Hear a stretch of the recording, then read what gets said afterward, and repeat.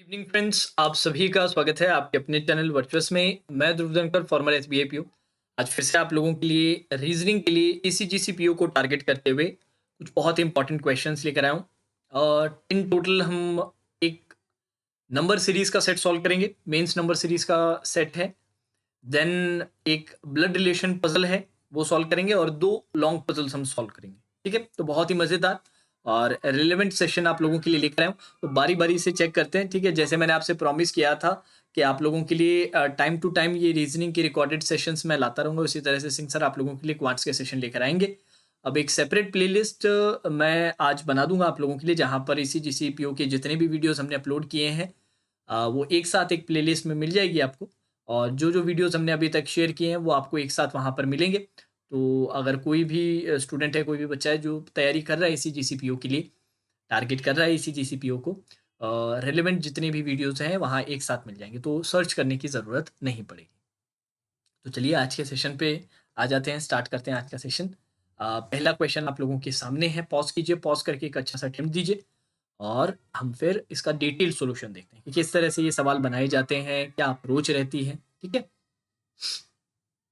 चलिए I hope आप सभी ने पॉज करके अटेम्प्ट कर लिया है। एक बार जल्दी से सवाल को देख लेते हैं। आपको कुछ डायरेक्शंस दे रखे हैं, कुछ कंडीशंस, इन टोटल 5 कंडीशंस यहाँ पर दी हुई है और नीचे आपसे एक सवाल पूछा गया है। सवाल क्या है, एक बार सवाल पढ़ लें जल्दी से। 2 rows are given below, find the sum of the resultants of both the rows. और एक रो 1 दिया है जिसमें 1 2 3 नंबर्स हैं, रो 2 है 1 2 3 नंबर्स हैं। अब यार कंडीशंस ऊपर दे रखी है, रोज भी दे रखी है, समझ नहीं आ रहा क्या किया जाए सर। जब भी इस तरह के क्वेश्चंस आपसे पूछे जाते हैं जिनमें रोज में कुछ नंबर दिए होते हैं, इनमें अल्फाबेट्स भी हो सकते थे, और रिजल्टेंट आपसे पूछा जाता है, तो कैसे अप्रोच करना है। हमेशा जो भी ऑपरेशन ऊपर दे रखा है वो ऑपरेशन आप लगाएंगे लेफ्ट टू राइट। ठीक है, और अगर आप यहां पर कंडीशंस पढ़ें थोड़ा सा ध्यान से, तो दो नंबर्स की यहां पर बात की जा रही है हर कंडीशन में। If an even number followed by an odd number, perfect square followed by an even number followed by an odd prime number, तो दो दो नंबरों की बात की जा रही है। तो दो दो नंबर्स के आप जो पेयर हैं वो बना लीजिएगा, ग्रुप्स बना लीजिएगा लेफ्ट टू राइट। तो कैसे बनाएंगे एक बार मैं आपको एक्सप्लेन कर देता हूँ। जैसे रो नंबर 1 पे हम आ जाते हैं। रो नंबर 1 में क्या है, 12 27 और 78 78 है। ठीक है, अब लेफ्ट टू राइट मैंने ऑपरेशन लगाने के लिए बोला है और दो दो का पेयर आपको लेना है। तो सबसे पहले 12 और 27 को हम लेंगे और ये चेक करेंगे कि यार ये 12 और 27 में से ऊपर में से कौन सी कंडीशन अप्लाई हो रही है। तो 12 आपका क्या है सर, 12 एक इवन नंबर है, 27 क्या है, 27 एक ऑड नंबर है। तो यार इवन नंबर के बाद ऑड नंबर वाली कंडीशन कौन सी है सर, इवन के बाद ऑड वाली कंडीशन है कंडीशन नंबर 1।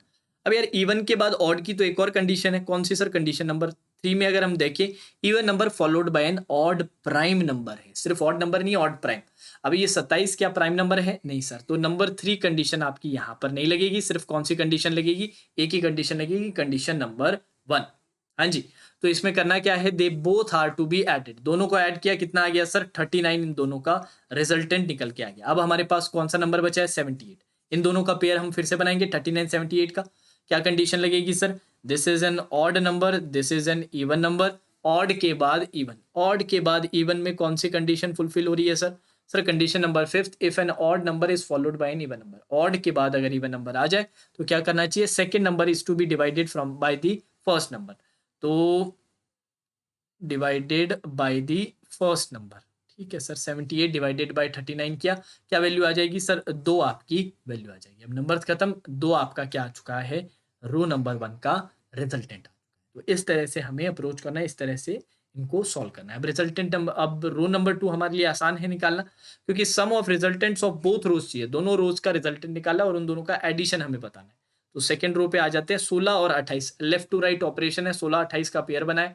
सर 16 क्या है सर, 16 एक इवन नंबर है, पर इवन नंबर के साथ साथ और ज्यादा अगर हम स्पेसिफिक हो तो ये क्या है सर, ये सिर्फ एक इवन नंबर नहीं है, ये एक परफेक्ट स्क्वायर भी है। तो इसमें भी स्टूडेंट्स को कई बार डाउट हो जाता है कि सर इवन नंबर की तरह ट्रीट करें या इसको परफेक्ट स्क्वायर की तरह ट्रीट करें।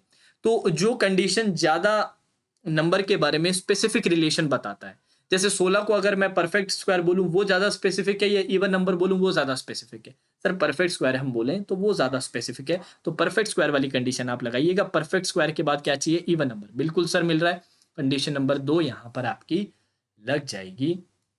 अब करना क्या है, first number is to be subtracted from the second number. तो 28 माइनस 16 हमने किया, हमें क्या मिल गया सर, 12 हमको यहाँ पर मिल जाएगा। अब 12 के बाद अगला नंबर कौन सा बचा है, 5। 12 और 5 का आपका क्या बन गया, पेयर बन गया।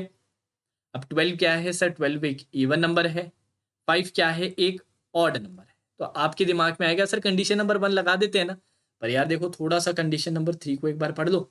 Even number followed by an odd prime number. अब 5 को मैं एक ऑड नंबर बोलूं और 5 को मैं ऑड प्राइम नंबर बोलूं, ज्यादा स्पेसिफिक रिलेशन कौन सा है आप बताइए मुझे। जो ज्यादा स्पेसिफिक रिलेशन है उसको प्रायोरिटी दी जाएगी। तो सर ज्यादा स्पेसिफिक है ऑड प्राइम, क्योंकि 5 एक ऑड भी है और एक प्राइम भी है। ऑड प्राइम वाली कंडीशन नंबर 3 यहां पर आपकी लग जाएगी। करना क्या है, they both are to be multiplied. 12 into 5 किया, कितना आ गया सर, 60 आपका इसका रिजल्टेंट। अब करना क्या है, इन दोनों को ऐड कर दीजिए सर, दोनों को ऐड किया कितना आ जाएगा, 62 विल बी योर आंसर। हाँ जी, आई होप सभी के क्लियर है। बाकी क्वेश्चंस, जो बाकी 2 क्वेश्चंस हैं इन सेट पे, उनको थोड़ा सा जल्दी करने की कोशिश करेंगे हम। हाँ जी, सवाल आप लोगों के सामने है, पॉज कीजिए, पॉज करके अटेम्प्ट। आई होप सभी ने अटेम्प्ट कर लिया। Let's start the solution. 2 rows are given below. If W is the resultant of first row, W क्या है, रिजल्टेंट है फर्स्ट रो का, then find the resultant of second row. तो second रो find कीजिए। तो W हमें पहले फाइंड करना पड़ेगा। W कैसे फाइंड होगा सर, इस रो का रिजल्टेंट निकाल लीजिए, वही W है। तो सर 99 43 का सबसे पहले पेयर बनेगा, लेफ्ट टू राइट ऑपरेशन लगता है। 99 क्या है सर, एक ऑड नंबर है, और ये भी क्या है, एक ऑड नंबर है। ऑड में भी ऑड, ऑड के बाद ऑड का सर, ऑड के बाद प्राइम ऑड की कंडीशन है। बिल्कुल सर ये प्राइम ऑड नंबर है, इस पे ये कंडीशन लग जाएगी। देन करना क्या है sir, second number is to be subtracted from the first number. तो 99 माइनस 43 आपने किया, आपके पास कितना आ गया सर, 56 आ गया। अब नेक्स्ट नंबर कौन सा है सर, 15 है। इन दोनों का आपने क्या बना लिया, पेयर बना लिया। ठीक है सर, ये क्या है, एक इवन नंबर है, ये क्या है, एक ऑड नंबर है। तो इसमें कौन सी कंडीशन लगेगी, पहली। अब आप सोच रहे हैं सर तीसरी क्यों नहीं लगाई, सर तीसरी के लिए आपको ऑड प्राइम नंबर चाहिए। क्या 15 ऑड के साथ साथ प्राइम भी है क्या, नहीं है सर, तो ये कंडीशन नहीं लगी, इसलिए कंडीशन नंबर 1 इज एप्लीकेबल। दोनों को ऐड किया, ऐड करते कितना वैल्यू आ गया, 71 इसका रिजल्टेंट। अब W को क्या बोला गया था, फर्स्ट रो का रिजल्टेंट। तो W की वैल्यू कितनी आ गई सर, 71 आ गई। अब रो नंबर 2 का आपको रिजल्टेंट निकालना है। W का वैल्यू ऑलरेडी आ चुका है, तो पेयरिंग कर लेते हैं। 71 टू 84 की आपकी क्या बन जाएगी, पेयरिंग बन जाएगी। लेफ्ट टू राइट, बाएं से दाएं ऑपरेशन। ठीक है। अब 71 क्या है सर, एक ऑड नंबर है। 284 क्या है सर, एक इवन नंबर है। ऑड के बाद इवन की कंडीशन कहाँ लग रही है सर, कंडीशन नंबर 5 लग रही है। करना क्या है सर, डिवाइड कर दीजिए। 284 डिवाइडेड बाय 71 किया, कितना आ गया सर आपके पास, 4 आपके पास वैल्यू। अब बचा क्या है सर, 14 बचा है, 14। इन दोनों का पेयर किया।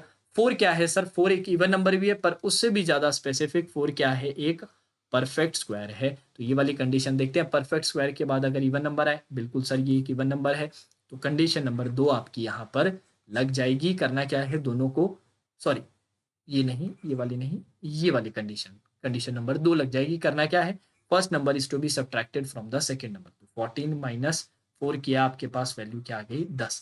10 क्या आया है, रिजल्टेंट आया है सेकेंड रो का, यही आपसे पूछा गया था, ये आपका आंसर है। हाँ जी, आगे बढ़े, चलो एक क्वेश्चन और है, फटाफट फटाफट बनाइए। और कहीं पर भी अगर आपको डाउट हो ना, तो वो पार्ट आप फिर से रिवाइंड करके एक बार अच्छे से सुनिएगा। एक बार ना है तो 2 बार सुनिए, ठीक है। 2 बार में जरूर आपकी सारी चीजें क्लियर हो जाएगी। चलिए ये सवाल भी देख लेते हैं। 2 rows are given below, y is the resultant of first row. y अब क्या है, फर्स्ट रो का रिजल्टेंट है, and z is the resultant of second row. और फिर आपको वैल्यू बतानी है 3yz की। तो y और z दोनों निकालते हैं, z निकालने के लिए y निकालना पड़ेगा। तो सर 29 और 13 की पेयरिंग हमने की। 29 क्या है, ऑड है, ऑड है, और ये क्या है, ये आपका प्राइम ऑड है। और बिल्कुल सर कंडीशन नंबर 4 लग रही है। करना क्या है, सब्ट्रैक्शन है सर। दोनों का सब्ट्रैक्ट किया, क्या वैल्यू निकल के आ गया सर, 15 आपकी, सॉरी 16 आपकी वैल्यू निकल के आ गई। अब बचा क्या है सर, 20 बचा है। 16 आप क्या बोलेंगे सर, 16 एक परफेक्ट स्क्वायर है, इसके बाद क्या इवन नंबर आ रहा है, बिल्कुल सर इवन नंबर आपका आ रहा है। तो क्या कीजिए सर, वही सब्ट्रैक्शन है। 20 माइनस 16 कितना आ जाएगा सर, 20 माइनस 16 आपके पास 4 आ जाएगा। तो y की वैल्यू कितनी आ चुकी है, 4 आ चुकी है। तो यहाँ पर वैल्यू लिख दीजिए, 4 लिख दीजिए। अब सर पेयरिंग कर लेते हैं, 2 और 1 की पेयरिंग। 2 क्या है सर, एक इवन नंबर है, 1 क्या है सर, एक ऑड नंबर है। अब ये गलती मत कीजिएगा, एक को ऑड प्राइम नंबर मत मानिएगा, याद रखिएगा एक प्राइम नंबर नहीं रहता है, एक आपका प्राइम नंबर नहीं रहता है। तो सर इवन के बाद ऑड वाली कंडीशन नंबर 1 आप लगाएंगे, दोनों को ऐड कर दीजिए, वैल्यू कितनी आ गई 3। अब 3 के बाद अगला क्या है सर 4 है, 3 क्या है एक ऑड नंबर है, ऑड के बाद क्या आ रहा है सर इवन नंबर आपके पास आ रहा है। तो क्या करेंगे सर दोनों को डिवाइड कर दीजिए, 3 और 4 का डिवीजन आपने लिया 4/3। तो सर z की वैल्यू क्या आ गई है 4/3 आ गई, y की 4 थी, z की 4/3 थी, आपसे 3/z का वैल्यू पूछा गया था, 3 into y is 4, z is 4/3, 3 से 3 कैंसिल आउट, 4 इंटू 4 16 आपके पास आंसर आ चुका है। हाँ जी, 3 बहुत ही अच्छे सवाल थे इस पैटर्न पे, इस सेट पे। इसे हम कंडीशन बेस्ड नंबर सीरीज कहते हैं। रिजल्टेंट इसमें निकालना रहता है, पूरा प्रोसीजर मैंने 3 एग्जांपल्स के साथ आपको क्लियर कर दिया। जहां भी डाउट आए उसको रिवाइंड कीजिए और फिर से अच्छे से समझिए, ठीक है। अब आगे बढ़ते हैं, एक ब्लड रिलेशन का छोटा सा सवाल है जो आपको पक्के से पेपर में देखने को मिलेगा। तो पॉज करके एक बार अटेम्प्ट कर लीजिए, हिंदी वाले स्टूडेंट्स के लिए है। हाँ जी, आई होप आप लोगों ने अटेम्प्ट कर लिया। अब यही सवाल इंग्लिश में, तो चलिए साथ साथ हम अटेम्प्ट करेंगे, साथ साथ बनाएंगे। आई होप आप लोगों ने पॉज करके अटेम्प्ट कर लिया है, जिन लोगों से नहीं बनाया, जिनसे बना भी है एक बार मेरा प्रोसीजर जरूर देखिएगा कैसे मैं सॉल्व करता हूँ इन 3 जनरेशन फैमिली। 1 2 3 कितनी जनरेशन है सर 3 जनरेशन है। 3 married couples are there, married couple भी कितने दे रखे हैं सर 3 दे रखे हैं। All the female members of the family are married, जितनी भी फीमेल मेंबर्स है उन सभी की शादी हुई है, ठीक है sir. For every person in the family either both और none of his parents are alive. अब ये इंपॉर्टेंट इन्फॉर्मेशन है, बहुत जगह आपको देखने को मिलेगी, प्री में भी आप बैंक और इंश्योरेंस एग्जाम्स की आगे प्रिपरेशन कर रहे हैं, आगे एग्जाम्स देंगे तो उनमें भी ब्लड रिलेशन के अंदर ये इन्फॉर्मेशन देखने को मिलेगी। इसका मतलब होता है कि कोई भी पर्सन के या तो आपके ना माता होंगे ना पिता होंगे, अगर माता है तो पिता भी होंगी, अगर पिता है तो माता भी होंगी, या तो दोनों होंगे या फिर कोई भी नहीं होगा। ये सिंपल सी लैंग्वेज में मतलब है इसका। तो यहां से स्टार्ट करते हैं। C is the mother of D, C क्या है मदर है सर किनकी डी की। P is the father of C, P क्या है फादर है सी के। अब यार यहीं पर मेरे पास 3 जनरेशन आ चुकी है, अगर आप नोट करें तो 1 2 3, तो तीनों जनरेशन तो हमारी कवर्ड है, बहुत ही बढ़िया सर। अब 3 मैरिड कपल भी मिल जाए। अब साथ में फीमेल के लिए क्या बोल रखा था सर, फीमेल के लिए ये बोला गया था कि इनके हस्बैंड भी रहेंगे, इनकी शादी भी हो रखी होगी, ठीक है, तो इनके पति भी बना दिया आपने। अब और क्या बोल रखा था, अब सर किसी भी संतान के अगर एक पेरेंट है तो दूसरे भी रहेंगे, तो अगर इनके फादर हैं तो इनके माता भी रहेंगी, मम्मी भी रहेंगी, बिल्कुल सर ये भी बना दिया। अब आगे बढ़े, टी इज मैरिड, टी की शादी हो रखी है, ठीक है सर बना दिया। अब और क्या दे रखा था, both the daughters of F have 2 sons and 2 brothers. अब बहुत इंपॉर्टेंट चीज है, अच्छे से सुनिएगा। एफ की जो दोनों बेटियां हैं, एफ की जो दोनों बेटियां हैं उनके 2 भाई हैं, मतलब इनके एक भाई 2 भाई। अभी एक एक डॉटर के भाई होंगे तो दूसरी डॉटर के भी हो जाएंगे ना। एफ की ये जो 2 डॉटर्स हैं उनके एक के ये 2 भाई हैं, तो इसी के ये भी 2 भाई हो जाएंगे। अब इन दोनों के 2 बेटे भी हैं, बेटे बेटे और ये रहे बेटे और बेटे। अब यार इसको कंपेयर करना हमारे लिए हमारे ओरिजिनल डायग्राम में बहुत आसान है। कैसे आसान है sir, this is first generation, this is second generation, this is third generation. First generation में हमारे पास ऑलरेडी जो मदर है वो मिसिंग है, वो हमने एफ पुट किया। इनकी 2 बेटी चाहिए, एक बेटी ऑलरेडी सी मिल चुकी है, एक और बेटी इनको मिलेगी, ठीक है सर। अब बेटी है तो उनके क्या रहेंगे, उनकी शादी रहेगी तो उनके भी रहेंगे। अब इन दोनों के आपके क्या रहेंगे, 2 भाई भी रहेंगे, तो मैं इन 2 भाई को यहाँ पर लिख रहा हूँ। इन 2 भाई को हम थोड़ा सा यहाँ पर बना रहे हैं, एक भाई 2 भाई, उनके नाम हम अभी हम देख लेंगे, मैंने साइड में लिखा है, ठीक है सर। अब इन दोनों बहनों के 2 संतान है, मतलब दोनों के दोनों संतान क्या है, बेटे हैं। ये रहा बेटा, ये रहा बेटा और एक बेटा और। तो पूरा का पूरा फैमिली ट्री एक तरह से कंप्लीट हो रहा है। 3 मैरिड कपल चाहिए थे, 1 2 3, तीनों के तीनों मैरिड कपल भी आपको मिल गए। सारी लड़कियों की शादी होनी चाहिए थी, सारी लड़कियों की शादी भी हो रखी है। अब बाकी चीजें हम कंप्लीट करते हैं। L is married to N, N is the aunt of O. L की शादी किससे हुई है, एल की शादी एन से हुई है। एन क्या है, आंट, मतलब माइनस, दिस इज प्लस, किसकी आंट है, ओ की। तो यार आंट का कई मतलब हो सकता है, N is the aunt of O, तो हम इतना लिख के रख लेते हैं, N is the aunt of O, लिख लिया sir. X and Y are cousins of D, X और वाई क्या है, डी के कजिन। अब डी के कजिन कैसे हो सकते हैं सर, ये दोनों ही कजिन हो सकते हैं सिर्फ हमारे फैमिली ट्री में, तो this will be X, this will be Y. Done है सर, बहुत ही बढ़िया। अब सर बोल रखा था और क्या क्या चीजें दे रखी थी, W and K both are uncles of X and O, X और ओ के, मतलब ओ अब इस लाइन में कहां पर जगह बचती है कि एक्स और ओ दोनों के अंकल्स हो, दोनों के लिए ही अंकल्स हो तो सेम जनरेशन में होना चाहिए। तो सर ओ के लिए जगह सिर्फ यहाँ पर है, यहाँ पर ओ आ जाएगी। अब ये जो अंकल्स की बात की जा रही थी, अंकल्स की जो बात की जा रही थी उनको एक बार, ये एक्स और वाई थोड़ा सा मैंने कंफ्यूज कर दिया, एक मिनट, इनको यहाँ नहीं, ये तो भाइयों में बना दिया हमने, बेटों में बनाना था एक्स और वाई, ठीक है, ये दोनों सेम लाइन, ठीक है। अब क्या क्या थे, डब्ल्यू और के आपके अंकल्स थे, तो ये जो सी और जो दूसरी बहन के जो भाई थे, ये दोनों के दोनों क्या आ जाएंगे, डब्ल्यू और के आ जाएंगे, ये दोनों अंकल्स आ जाएंगे, और यहाँ पर आपका इस तरह से ओ आ गया। अब एन क्या है, आंट है ओ की, तो एन आंट कैसे बन सकती है सर, ये सी की बहन बन जाए तो ये आंट हो जाएगी। इनके पति कौन है, इनके पति एल है, तो यहाँ पर एल आ जाएगा। अब सर टी की शादी हो रखी है तो ये बचा है टी, यहाँ पर कौन आ जाएगा आपका, टी आ जाएगा। पूरा का पूरा आपका इंफॉर्मेशन कंप्लीट। तो ये 1 2 3 4 5 6 7 8 9 10 11 12 मेंबर्स का ये पूरा का पूरा डायग्राम कंप्लीट। ऑल दो बहुत ज़्यादा स्ट्रेट फॉरवर्ड नहीं था, पर सही तरीके से कनेक्ट करके अगर आप चलते हैं, सारी इन्फॉर्मेशन का ध्यान रखते हैं, तो ये सवाल आप आराम से बना सकते हैं। और ये पेपर में अगर सवाल पूछा गया तो 3 क्वेश्चन इस पे आपको जरूर देखने को। अब चलिए नेक्स्ट क्वेश्चन आप लोगों के सामने है, पॉज करके एक अच्छा सा अटेम्प्ट दे लीजिए। आई होप हिंदी वाले स्टूडेंट्स ने पॉज करके स्क्रीनशॉट ले लिया है। अब यही सवाल इंग्लिश में है, फटाफट फटाफट कंप्लीट कीजिए। हाँ जी, सवाल डन है। सबसे पहले स्टार्टिंग से स्टार्ट करेंगे sir. A B C D E F G, 5 लोग हैं in a building having some floors. अब पहली लाइन में ही मुझे प्रॉब्लम हो चुकी है। क्या प्रॉब्लम हुई सर, यार एग्जैक्टली इन्होंने फ्लोर्स नहीं बताए। अब आगे और क्या बताया सर, ग्राउंड नंबर वाली 1 होगी, उसके ऊपर 2, और इस तरह से ऊपर ऊपर आप नंबरिंग करेंगे। वो सारी बातें सर ठीक है, उसमें मुझे कोई प्रॉब्लम नहीं। मुझे सबसे पहले चाहिए कि फ्लोर्स कितने, उसका थोड़ा तो आइडिया लगे, रेंज तो पता चले कि कितना ज़्यादा कितना कम है। तो मेरा सबसे पहला जो टारगेट रहेगा वो जानना है कि यार कितने फ्लोर्स हो सकते हैं।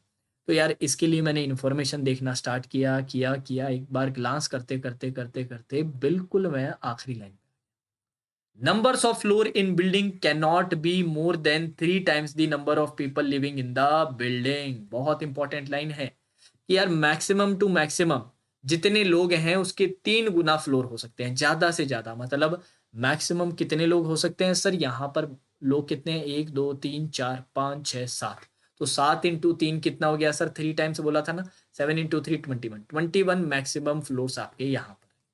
तो सबसे पहले तो मैं 21 फ्लोरिंग करूंगा, 21 20 19 18 17 16 15 14 13 12 11 10 9 8 7 6 5 4 3 2 1।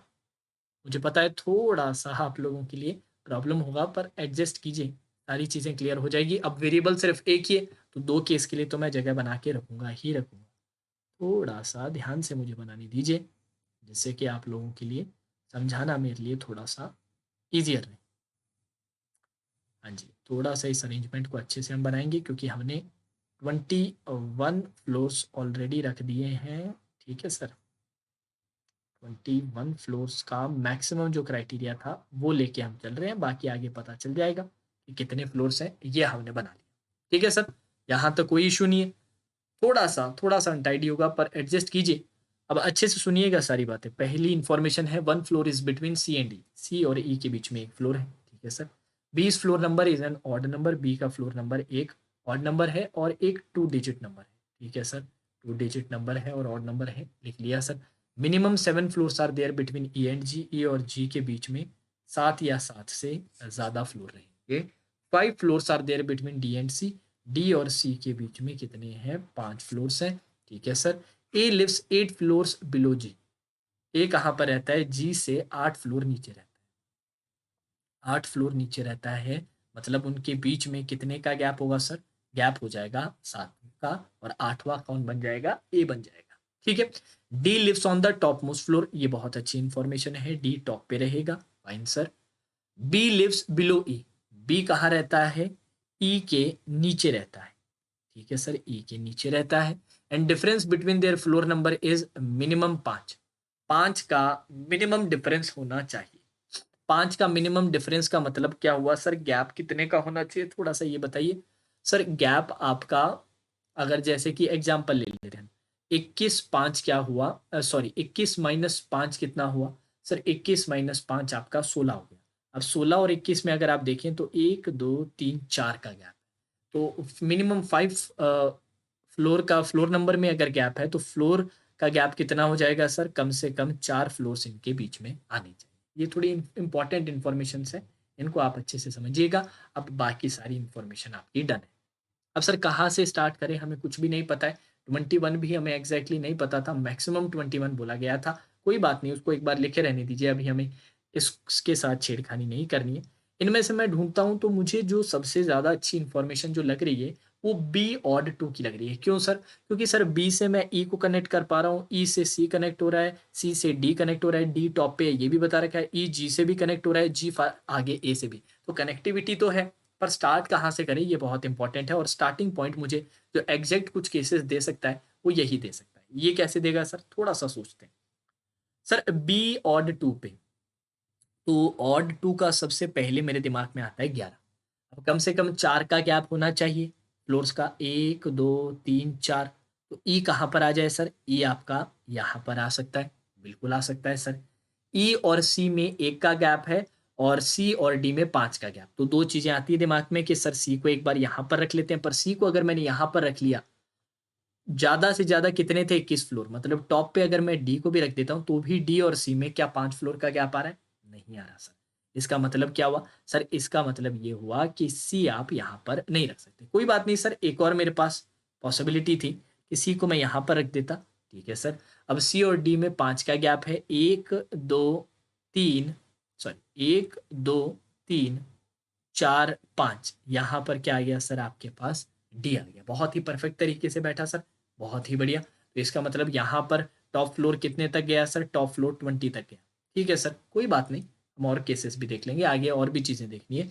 अब सर डी के बाद नेक्स्ट चीज क्या आती है सर? डी से सी का 5 आपने देख लिया है। हाँ, ई और जी में 7 या 7 से ज्यादा का गैप रहना चाहिए। तो 1 2 3 4 5 6 7 का गैप, और यहाँ पर आप जी रख सकते हैं। इतना तो कम से कम रखना ही पड़ेगा, इसके नीचे भी आ सकता है। अब जी और ए में भी नीचे 7 का गैप है, तो 1 2 3 4 5 6 नहीं बैठ पाया सर, ये चीज तो फेल होगी। आपने एक चीज नोट की क्या? जी कम से कम यहां पर तो रहना ही पड़ेगा, इससे ऊपर जी को नहीं रख सकते थे। मैंने बिल्कुल लिमिट ली थी यहां पर 7 वाली। अब जी और ए के बीच में तो एग्जैक्ट बता रखा था कि सर 8वां नंबर, 1 2 3 4 5 6 7, 8वें के लिए तो जगह ही नहीं बची सर। तो इसका मतलब ये केस आपका क्या हो गया? एलिमिनेट हो गया। चलिए कोई बात नहीं सर, ये तो पहला ही केस था, पर इससे काफी चीजें सीखने को मिली। काफी चीजें सर यहाँ पर हमें सीखने को मिली। अब अगला केस मैं बहुत जल्दी बनाऊंगा, क्योंकि ऑलरेडी मेरे को रास्ता मिल चुका है।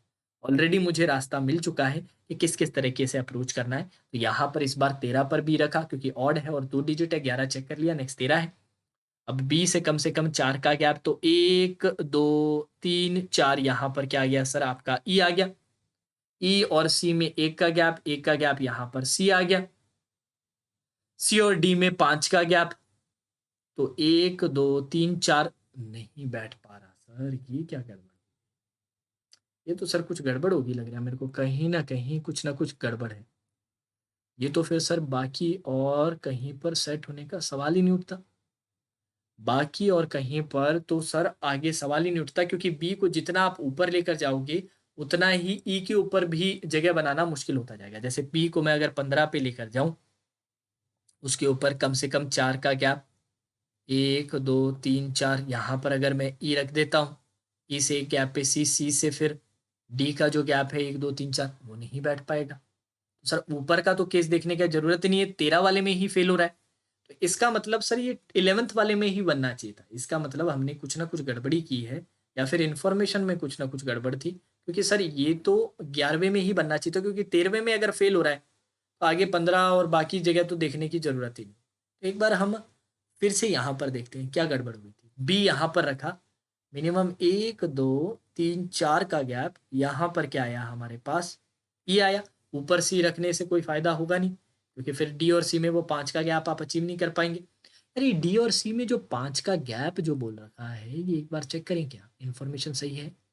5 फ्लोर्स आर देयर बिटवीन, हाँ अच्छा 5 फ्लोर है ई और सी के बीच में, ठीक है, एक का गैप और यहाँ पर क्या आ गया, सी आ गया सर, ठीक है। अब इसके बाद सी को तो आपने यहाँ पर रखा, सी और डी में 5 का गैप, 1 2 3 4 5, यहाँ पर आपका क्या आ गया, डी आ गया, ठीक है सर, यहाँ पर डी भी रख दिया। अब डी के बाद आगे क्या है सर, डी के बाद नहीं है, ई के बाद है कि ई और जी में 7 का गैप होना चाहिए। तो 1 2 3 4 5 6 7, यहाँ पर आपने क्या रख दिया, यहाँ पर जी रख दिया, ठीक है सर। और फिर जी से क्या देखना था, जी से सर ए का 7 का गैप मिनिमम है, ये तो इससे भी नीचे जा सकता है, पर इससे नीचे गए तो ए के लिए जगह नहीं बचेगी। 1 2 3 4 5 6 नहीं बैठा सर, कोई ना कोई इन्फॉर्मेशन है जिसमें गड़बड़ हुई। वो कौन सी इन्फॉर्मेशन हो सकती है सर, वो कौन सी इन्फॉर्मेशन है जिसमें ये गड़बड़ हो सकती है। हाँ जी हाँ जी हाँ जी, बिल्कुल मुझे क्लियरली पता चल चुका है कि कौन सी इन्फॉर्मेशन में गड़बड़ है। ये जो फ्लोर नंबर वाला जो सीन था, मुझे ये फ्लोर नंबर नहीं लग रहा है, ये मेरे ख्याल से फ्लोर होना चाहिए था। अब ऐसा करने से क्या फ़ायदा होगा, एक बार अभी देखते हैं। सर अगर आपने इनको फ्लोर्स लिया रहता तो ये वैल्यू आपकी 4 नहीं रहती, फिर ये आपकी वैल्यू बन जाती 5। अच्छा 5 बन जाती तो उससे क्या हो जाता सर, सर इससे क्या होता कि आप, नहीं 4 यहाँ पर आपने बोला है, नहीं इसको 4 ही रहने दीजिए सर। ओहो! अब आई क्लैरिटी यार, मेरी मिस्टेक है। क्वेश्चन की मिस्टेक नहीं है, सवाल तो मैम ने बिल्कुल सही बनाया है, मेरी गलती है कि यहाँ पर 4 ही रखी है। सर 4 से ज़्यादा भी तो हो सकता था, आपने तो 4 के लिए चेक किया।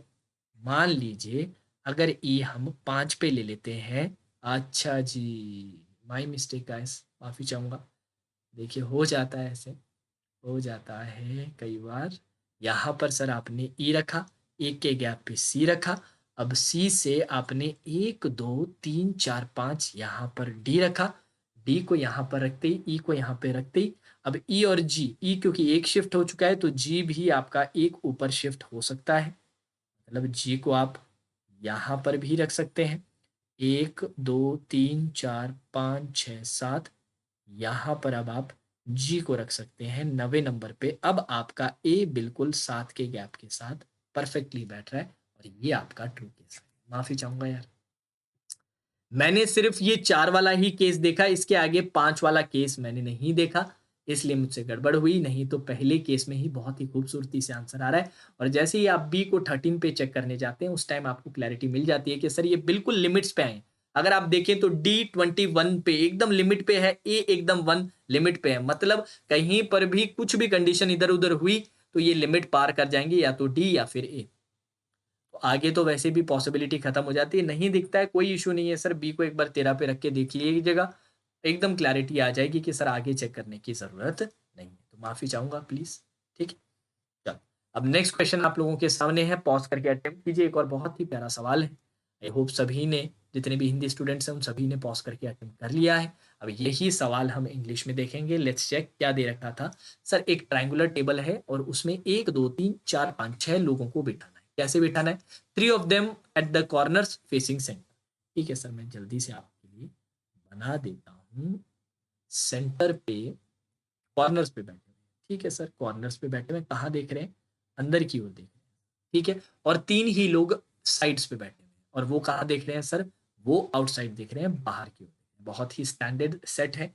अब जनरली मैं अरेंजमेंट के लिए हमेशा कहता हूँ, जब भी आपके पास सिटिंग अरेंजमेंट या फिर जब भी आप बेसिक आउटले बनाएं, इवन पजल्स में भी 2 केस तो आप बना के चलिए, ज़रूरत पड़े तो अच्छी बात है, ना पड़े तो भी कोई नुकसान नहीं है इससे। चलिए सर, बना लिया है case number 1 and case number 2। यहाँ पर सारी इन्फॉर्मेशन हम नोट करेंगे बारी बारी से। अब सर एक चीज और बोल रखी है, each of them like different fruit, तो 1 2 3 4 5 6, 6 फ्रूट्स भी आपको यहाँ पर दिए गए हैं। तो चलिए सर आगे देखते हैं क्या दिया हुआ था। एम लाइक्स वाटरमेलन, तो ये नोट कर लीजिए, एम को वाटरमेलन पसंद है, ठीक है सर। एन नीदर लाइक्स बनाना नॉर एप्पल, ना ही एप्पल पसंद है ना ही बनाना पसंद है। डन सर, कोई टेंशन नहीं। जे सिट्स अपोजिट टू पपाया, जे किसके अपोजिट बैठता है? पपाया के अपोजिट बैठता है। ठीक है सर, नोटेड, बहुत आराम से नोट कर लिया है। L does not like kiwi, L को कीवी आपके पसंद नहीं है। Fine. The one who like apple sit second to the right of banana, banana के सेकंड राइट पे कौन मिलेगा? एप्पल मिलेगा sir. Fine. M sits next to J, M और जे बिल्कुल पास पास आपके बैठेंगे। N sits third to the right of one who likes kiwi, kiwi के थर्ड राइट पे कौन बैठेगा? एन बैठेगा sir. Fine. Only one person sits between grapes and K when counted from the left of K left से अगर आप count करेंगे तो ग्रेप्स और के बीच में सिर्फ एक पर्सन है। तो इस तरह से एरो के साथ नोटेड कर लिया इसको। The one who likes banana faces outside the centre. अब यहाँ से हम स्टार्ट करेंगे। एग्जैक्ट पोजीशन मिल रही है कि बनाना सर आउटसाइड फेसिंग है, बनाना को प्लेस किया। बनाना से सर क्या आ जाएगा? सर बनाना से आपका आ जाएगा एप्पल आ जाएगा। शाबाश, बहुत ही बढ़िया, ये इंफॉर्मेशन का इस्तेमाल किया। और क्या चीजें दे रखी? The one who likes papaya sits immediate right of N, N के इमीडिएट राइट पे आपके कौन आएगा? पपाया आएगा। Fine sir. अब और कोई इंफॉर्मेशन कनेक्टिंग है यहाँ पर एप्पल और बनाना की? सर एप्पल और बनाना के लिए ये हमें पता है कि एन इन दोनों जगहों पे नहीं आ सकता, इसके अलावा कोई कनेक्टिंग नहीं। तो सर इसी इंफॉर्मेशन का यूज करते हैं कि एन एप्पल और बनाना पे नहीं आएगा। और किस किस जगह पे एन आ सकता है? एन के बारे में कुछ पता है? बहुत चीजें पता है सर एन के बारे में। एन के इमीडिएट राइट पे आपको पपाया चाहिए, तो एन आपको यहां पर मना कर दिया, यहां पर मना कर दिया। यहां पर एन आ सकता है क्या? नहीं सर, इसके इमीडिएट राइट पे पपाया के लिए जगह नहीं है, यहां पर भी एन नहीं आएगा। सर एन को यहां पर रख सकते हैं? नहीं सर, इमीडिएट राइट पे एप्पल है, यहां पर एन नहीं आ सकता। सर एन के लिए सिर्फ ये जगह और ये जगह मुझे दिखाई दे रही है, तो इसमें भी थोड़ा सा कनेक्ट करने की कोशिश करते हैं, क्योंकि एन से रिलेटेड कीवी की इंफॉर्मेशन है। लेट्स से एन को अगर मैं यहां पर रखता हूं तो एक दो पे कीवी बैठ रहा है, इस तरफ से भी एक दो कीवी बैठ, बिल्कुल। पर एन को अगर मैं यहां पर प्लेस करता हूं तो एक दो पे कीवी, या फिर दूसरी साइड से भी देखें तो बिल्कुल सामने ही आता है, कीवी के लिए जगह नहीं बन पा रही। तो सर देखा जाए तो एन के लिए सिर्फ एक ही जगह है और वहां पर हम इसको प्लेस कर लेते हैं। चलिए एन प्लेस सर, एन की इमीडिएट राइट पे किसे बिठा रहे हैं सर? आप पपाया को बिठा रहे हैं। ठीक है सर। पपाया के बिल्कुल सामने कौन आ रहा है सर? पपाया के बिल्कुल सामने जे आ रहा है, कोई टेंशन नहीं है सर। और क्या? एन के इमीडिएट राइट पपाया बिठा दिया सर। एन और कीवी में दो का गैप, यहाँ पर क्या आ जाएगा सर? कीवी आ जाएगा, कोई टेंशन नहीं है सर, इसको भी हटा दीजिए। अब क्या बच गया सर? अब सर एम और जे बिल्कुल पास पास बैठते हैं और एम को वाटरमेलन है, तो सर जे के दो नेबर्स है। पर सर यहाँ कीवी वाली जगह पे नहीं आ सकता क्योंकि एम को वाटरमेलन पसंद है, कीवी नहीं। तो एम आ जाएगा दूसरी तरफ, ये आ गया आपका, क्या आ गया सर? वाटरमेलन। बहुत ही प्यार से प्लेस हो रहा है एम और जे वाली। अब सर क्या क्या बच गया, एक बार ये जल्दी से बता दीजिए। अब सर आपके पास क्या क्या चीजें, फ्रूट्स आपने काफी क्लियर कर लिया है। हाँ, कीवी पर एल नहीं आएगा, पर और भी तो चीजें हैं। हाँ, ग्रेप्स और के का सर देख लीजिए ना, ग्रेप्स के लेफ्ट, सॉरी, के लेफ्ट में ग्रेप्स आता है और एक पर्सन का गैप चाहिए, तो के को कहाँ प्लेस कर सकते हैं भाई जिससे ग्रेप्स आ जाए?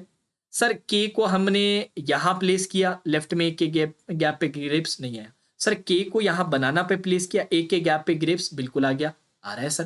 के को पपाया पे प्लेस किया, एक के गैप पे ग्रेप्स नहीं आ रहा, तो के लिए सर सिर्फ बनाना पे जगह बैठ रही है और एन पे क्या आ जाएगा? इस तरह से ग्रेप्स आ जाएगा। बहुत ही बढ़िया सर। अब बचा है एल पे कीवी नहीं आ सकता, तो यहां पर कीवी नहीं आएगा, कीवी के लिए फिर, सॉरी, एल के लिए फिर सिर्फ जगह बचेगी पपाया के ऊपर, तो यहां पर एल आ गया। अब बचा कौन है सर? ओ बचा है। आपका पूरा का पूरा डायग्राम डन, और एक ही केस में आपने बहुत ही प्यार से सवाल बना लिया। ठीक है। अब ये जो सेकंड सवाल था ना, मुझे पर्सनली ऐसा लगता है कि ये आपके एग्जाम लेवल के ज्यादा करीब है।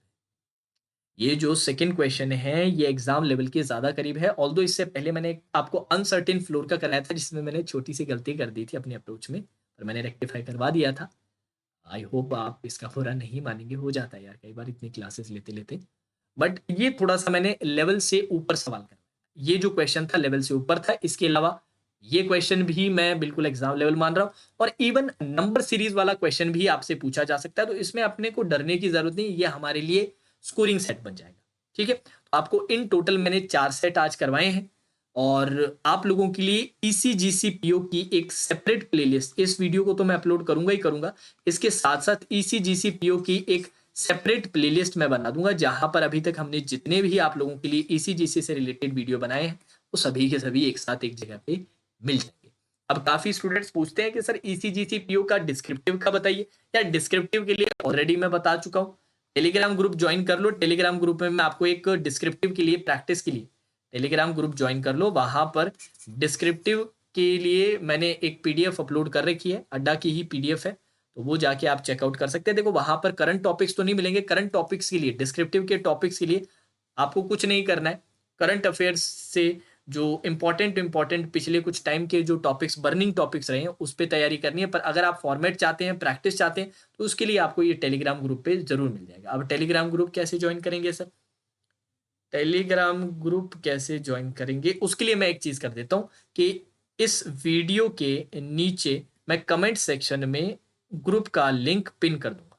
ग्रुप का लिंक आपको पिंड मिलेगा, वहां से आप ज्वाइन कर सकते हैं। और वहां पे एक बार ज्वाइन कर लें तो पूछ लीजिएगा, एक बार पूछ लीजिएगा कि सर वो जो आप पीडीएफ कह रहे थे डिस्क्रिप्टिव की प्रैक्टिस के लिए, वो डाल दीजिए, वो मैं अपलोड कर दूंगा।